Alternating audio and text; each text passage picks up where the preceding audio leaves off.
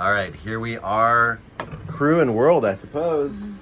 So we're here with Finn from Zight, and Jing, and Flavio, and Asa, and Erica, and you two have been working on something. So tell us more. Yeah, so we are a video company. Our users share a lot of videos that don't get views, don't get a lot of engagement, because a lot of time people just drop a link and nothing happens. So what we want to do is provide them with a small summary that could always be along with the video, so you know exactly what's in that video, decide to watch it or not, or just consume the summary and be good with it. So what we've been working on with Jing is a kind of MVP version of it, where if you have a video that has a transcript, so right now this is a video of me showing a project that I made, a hackathon project, so we already had a transcript. And we added this little button here, AI summary, as so beta. Cool. It's got some sparkles on it. So some sparkles on it, a little beta tag. So you would click on it, it would tell you, you know, this is great, a little bit of, you know, showing the use case and telling them that they need a transcript if they don't have a transcript yet, powered by Storytell.ai. Nice, note. nice, we know that company. And the first version would be that you click on generate a summary, that redirects you to Storytell. And I think this is a 2.5 minute video, and it's gonna take only a few seconds to get a summary. And while that's generating, what's the process that's happening on the back end? So we're basically passing the transcript over to Storytell? Right. That's so there's a URL parameter that Finn is using to passing the transcript from the Zight into our system, and it will run as if the user had typed some text, correct text box. And we also talk about a couple of options we can go from here.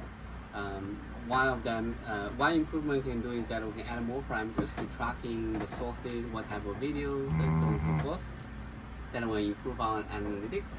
Another thing is that when we used to do the Slack, we supported the cloud app video, that thing. And we can bring that feature back, which is that when people click that, they get a URL link. And when Zight supports the start and end time control, we can do the similar experience like YouTube. Like a visual Storytell. Visual Storytell. Okay, so now we got the page up here. Yeah. We got the page, we get the executive summary and the key concepts, and the data is actually good. This is exactly what I was mentioning in the video. That's so good. Yeah, the quality of this transcript is actually great.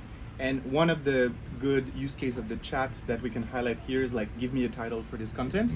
So our users, as an MVP of course, could like copy paste this as a description, get a title, and then we get it pretty fast. So here I'm saying, give me a short title that is under 50 characters. UI UX boost, post capture panel, and quick actions, which is exactly what I'm talking about in the video. So cool. Love it. So this actually works for title generation. Yeah, and of course, a more sophisticated version of this could be that we pass that title back and it automatically updates the title of the video. Correct. Which is something as a power Zight user I know I often long for. I'm sending people videos and it only has like the timestamp in the video title. And I often long for it to have a really great description to entice somebody to actually click on it and watch it. Correct. So that would be cool. And I could see for Storytell, if you go back to the key concepts page, that when, like, what if it always had, like, this title. wasn't ever something you had to use a prompt for, But but yeah, we're actually putting the title Always there. a title and description. Yeah. And, Right. if Yeah. it gets returned by the API, Yeah. an idea is also that we would embed, so you do not leave the Zight experience, but Right. we are still like powered by Right, the right. Yeah, Storytell. You of embedded course. right in there. And Yeah. there you go. Like there's That is nothing super for cool. users. They ask the transcript and the summary immediately.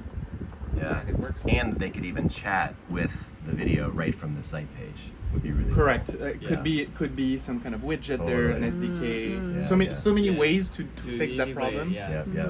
which is interesting. Finn, can you go back over to the Storytell page, and if Yeah. you click on the Learn More to get into a Storytell, what do you think about like try that for example.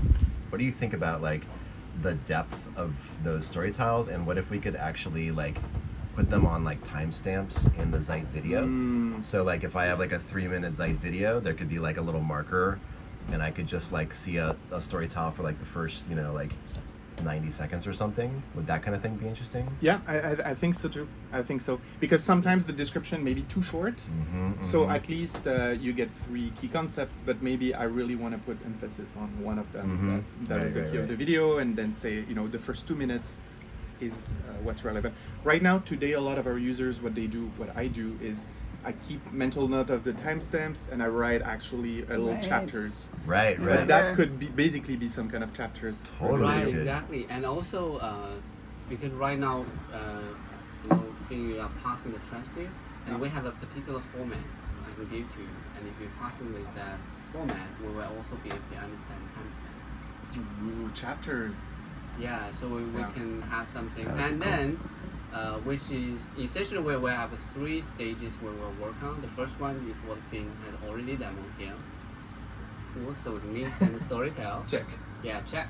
The second one which we are working on is to creating an API interfaces, and this will be the first API for first API. Storytell. Yeah. And this is very exciting. And thank you, crew, for supporting, and particular Parker to clean up the API to make it possible. Awesome. Thank you, Parker, by the way. Thank That's you. so amazing. Thank you. Thank you. Yeah, and so what we're doing, like with that API, we'll be able to support, like Jordan what I mentioned, come back and they can update the title immediately. And then also another thing that is possible is that this AI summary tab. Right now is side by side with the transcript. So this AI summary tab can also show the executive summary or some high-level things. We'll Right, pass all the totally. data back. Yeah. So they can totally. get some experience in the Zight page already. Yeah. If they want to get advanced features, they can click the button, like click on the chat, and then go to navigate according style. Maybe that's when they could continue their journey on Continue the journey Storytell. Like we just show the executive summary, some kind of chapters, title. And if you want anything more, then there you go. That's when the partnership happens. And That's exactly. we pass you. Yeah, that will be a really great outcome from the stage 2. And then the stage 3 is that what if we can just chat directly in the Zight page? Totally. Yeah. Right? that'd We be have so our cool. plugins, the embedding in all different web pages. Yep. That's also related to how we architect our front end, make it embeddable and all different places. Yep. So we can take it from here but the ideal experience is that if we make all the components reusable and it can be embedded in different pages, we can embed our chat here and powered by Storytell chat by all the pages. Flavio, this gets to something that we were talking about yesterday. Like, if we think about what's happening here, Finn made a video to try to communicate an idea asynchronously with a group of people, like a one-to-many, right? Like, I have a piece of content, I'm making a video to try to tell you a story about that piece of content. Well, what if I, as a user, asynchronously, could actually be chatting with Finn about this? I could be interacting, because really Finn wants me to interact with that piece of content. Like, he's making a video so that I'll understand what he is trying to communicate to me. But what if I have more questions about, like, the third thing he said at minute 5 or whatever, and I want to be able to, like, say, like, hey, Finn, I want to, like, understand that more deeply, and Finn could respond. And what if it's Storytell that's powering that kind of interaction with that video? But maybe it's not just that video, it's like everything that Finn has ever made, every piece of content that he's ever put into Zight, we actually are able to consume that, and effectively, like, I as a user can chat with all of what is in Finn's head around this, not just this 1 3-minute video that he made. Right? And so, like, that's where, like, it becomes very alive. This is a very, like, I don't use the word dead because that sounds bad, but it's a very, like, the way that we use technology. Yeah, static, great. It's a very static experience, right? It's like a broadcast towards me.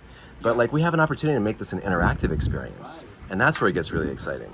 Yeah, I love that, obviously. I think the notion of, like, capitalizing on the intelligence that has been invested in these platforms. Yes, exactly. And just harness that intelligence at like, very widely for that engagement. I think it's really powerful. Yeah. Because essentially you're getting, like, a copy of his brain all Yeah, the time. And yeah. actually putting that in code and being able to Maybe exchange too many that. details, but like I can always pass the user ID of some sort, so you always know, okay, all of these transcripts are the same person, and then you kind of I would love to. Yeah, that would be so cool. build some knowledge That'd be base. so cool. Imagine that. And then you can kind of permission that, right? Like, maybe if I'm a trusted user, I can chat with you about anything that's stored in Zight that's about stuff that you've uploaded. But if I'm just a random person, I can only interact with that one piece of content. And so now there can be ways to, like, deepen a relationship with, like, a trust-based model. Correct.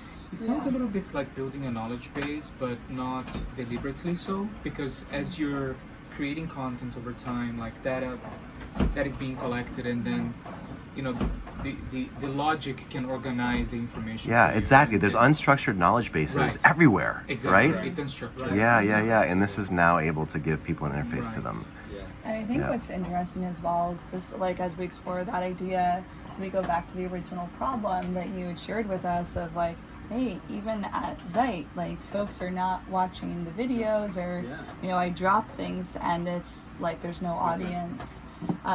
So actually be able to chat with the content in addition to just a text summary, like does that change folks' behavior? Yeah. Of like, oh, it's like I'm, you know, having a live conversation with you, whereas before you were just delivering to Right. me, and so Correct. for some reason I wasn't picking up what you were putting down. And Storytell knows that I'm, you know, a specific Zight user. So when I go to a Zight video, Storytell knows like, hey, you always want to ask these things about videos. I'm just going to give you like the top 3 points because you always want to know the top 3 points. Or I'm going to give you like this specific prompt that you always ask. And so like when you go to the Zight page, you're actually getting the customized version of that video through like the summary, but based on the things that you always want to know.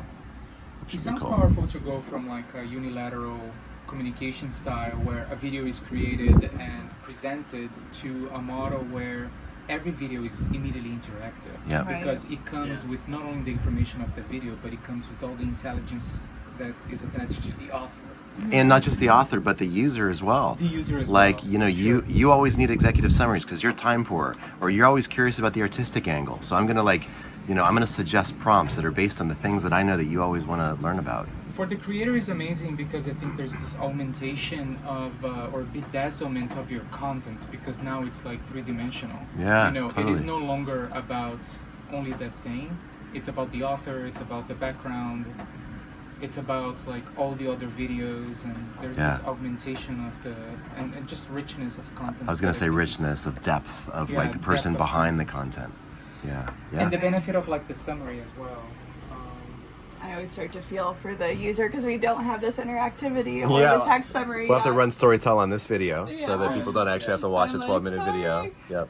All right. Well, first of all, amazing. Like we're out here in this beautiful location and able to be productive. So much gratitude and appreciation for just value creation out here in BVIs, and to the crew back at the office who is supporting all of us here. And to the technology that's enabling this. I'll take a quick tour and I'll just go up and show Starlink real fast because that's what's like allowing this to happen today. So I'll take y'all on a tour real fast. Thank you, thank you. Woo! So here is what is allowing us to do this today. We are by Scrub Island in the British Virgin Islands, and we've got Starlink running right here. And that is enabling this magical moment to happen for us. So thank you for that, Elon and Starlink. Joe.